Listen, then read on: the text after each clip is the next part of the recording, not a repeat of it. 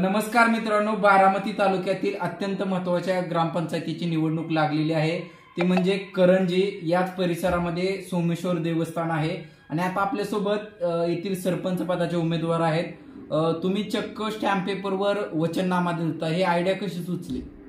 नमस्कार, मी नागेश सकाराम गायकवाड, ग्रामपंचायत सरपंच पदासाठी उभा आहे। माझं चिन्ह रोड रोलर आहे आणि ही कल्पना आम्हाला अशी सुचली की गावामध्ये काही लोक असे विकासापासून वंचित राहिलेले आहेत, काही योजनांपासून दुरावस्था झालेली आहे लोकांची, की लोकांना जाणून बुजून त्या योजनांपासून दूर ठेवलं जाते। यासाठी आम्ही एक आगळा वेगळा उपक्रम केलेला आहे आणि आम्ही वचननामा आमचा प्रतिज्ञापत्रावर जाहीर केलेला आहे। आम्ही असं नियोजन केलेलं आहे की गावातील प्रत्येक वाडी वस्तीवर पाण्याचं नियोजन, पाणी पुरवठा योजना हे राबवणार आहेत आणि प्रत्येक वार्डामध्ये ग्रामपंचायत नोटीस बोर्ड, की जेणेकरून प्रत्येक वार्डातील लोकांच्या समस्या काय आहेत त्या तक्रार पेटीमध्ये ग्रामपंचायतचे कर्मचारी जाऊन ते आम्हाला आमच्यापर्यंत आणतील, अशासाठी आम्ही तक्रार पेटीचं एक नियोजन केलेलं आहे।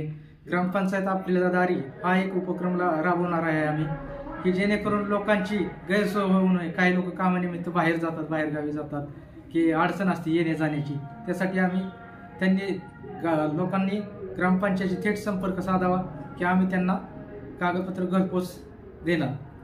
आणि ग्रामपंचायत मार्फत आम्ही बचत गटांना लघु उद्योग, आणखी सूक्ष्म उद्योग यासाठी लागणारे काही उपक्रम हे ते आम्ही राबवणार आहे। प्रत्येक वार्डामध्ये विकासकाम असं करणार आहे की प्रत्येक गावाला वार्डाला समान न्याय, कोणत्याही योजनेचा असेल, कोणते काम असतील तर त्याचा समान न्याय प्रत्येक वार्डाला दिला जाईल।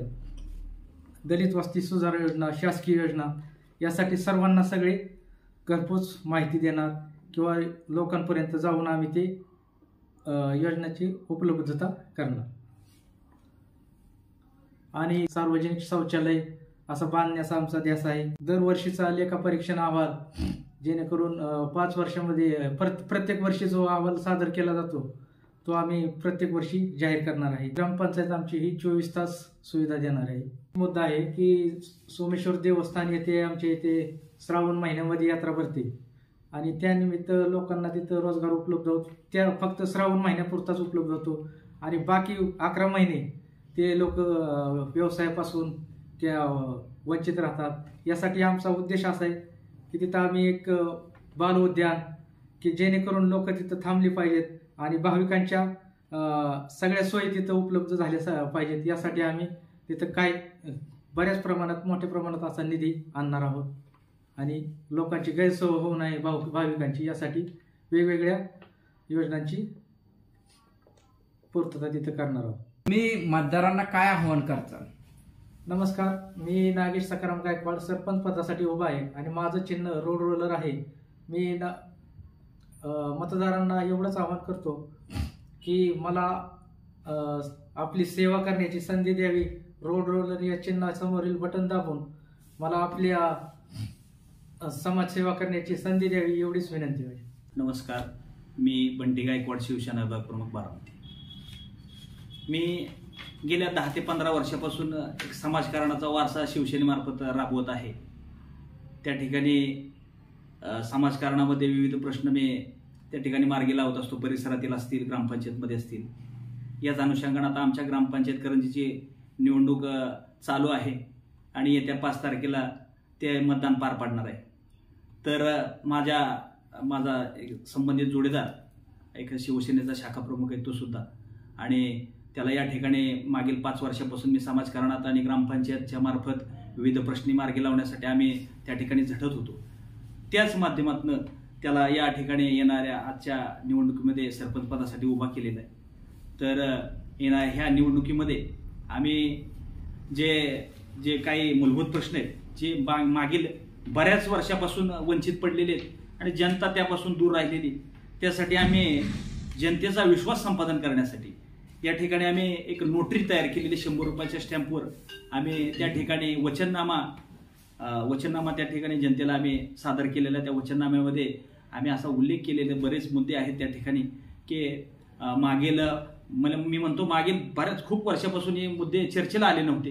त्या ठिकाणी पहिला मुद्दा असेल पाणी नियोजन. आमच्या गावामध्ये पाण्याचा प्रश्न, पाण्याची अडचण नाही पण पाणी नियोजन नसल्यामुळे जनतेची फरफट होत असते. पाणी टायमिंगला न सुटणे, वेळी सुटणे, या अशा बऱ्याच प्रकारच्या त्या पाण्याच्या संबंधात अडचणीत.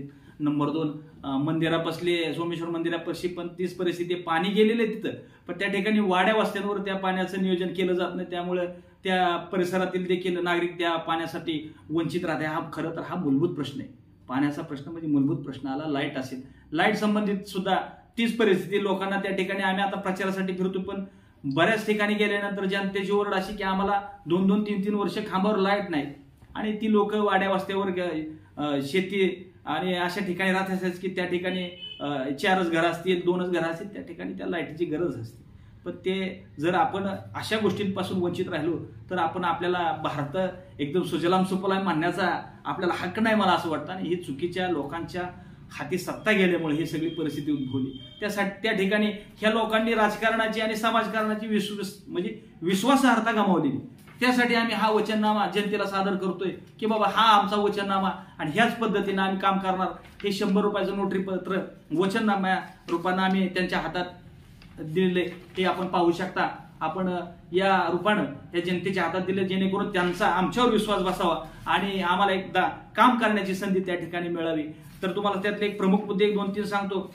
बंधूंनो, ग्रामपंचायतमध्ये आपण लेखापरीक्षण केलं जातं.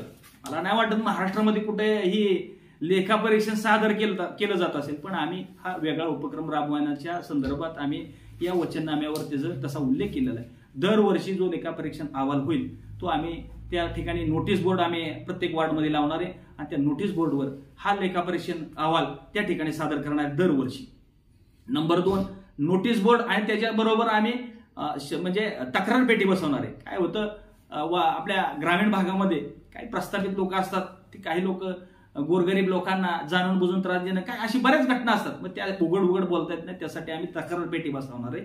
ज्या काय मूलभूत प्रश्न काय असतील अडचणी त्या पेटीमध्ये त्या लोकांनी आणून टाकण्यासाठी ते तक्रार पेटी बसवली जाणार आहे. विथ मोठे आपल्याला तिथं ब्लॅकबोर्ड बसवणार आहे. त्या ठिकाणी आम्ही लेखापरीक्षण अहवाल असतील.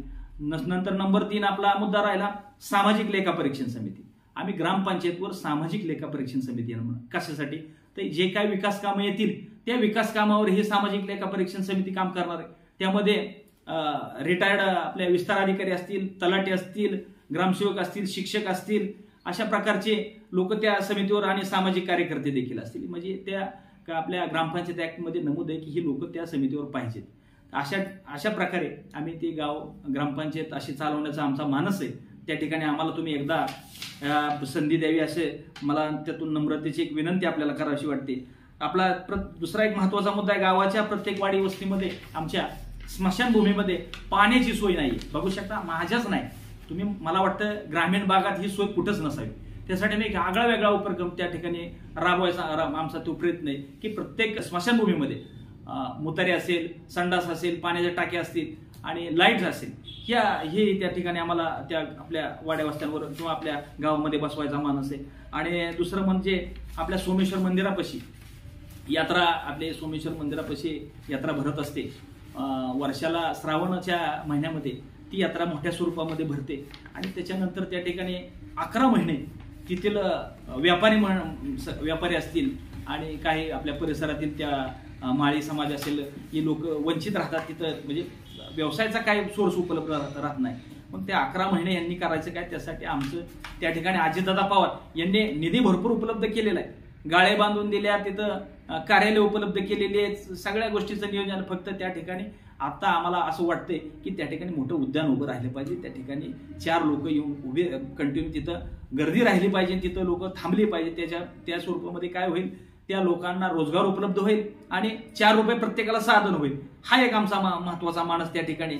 आणि दुसरा अजून शेवटचा मुद्दा तुम्हाला सांगतो बंधूंनो, आपल्याला त्या ठिकाणी आठवडे बाजार आमच्या ग्रामपंचायतीसाठी आम्हाला गावामध्ये चालू करायचा, त्याचाही पाठपुरावा आम्ही करणार आहे. आणि सगळ्यात महत्वाचं म्हणजे ग्रामपंचायत आमची 24 तास सेवा देण्यासाठी एक उपक्रम राबवायचा देखील आमचा मानस आहे. सगळ्या गोष्टी आम्ही राबवण्यासाठी कटिबद्ध आहोत. त्यासाठी माझ्या उमेदवाराला आणि विशेष म्हणजे तुम्हाला एक शेवटचा आणि महत्वाचा मुद्दा सांगायचा राहिला की मागील 5 वर्षापूर्वी म्हणजे प्रत्येक ग्रामपंचायत इलेक्शन लागले की गाव पातळीवर अशी परिस्थिती होते की नाही त्या माणसाच्या अंगात येतं.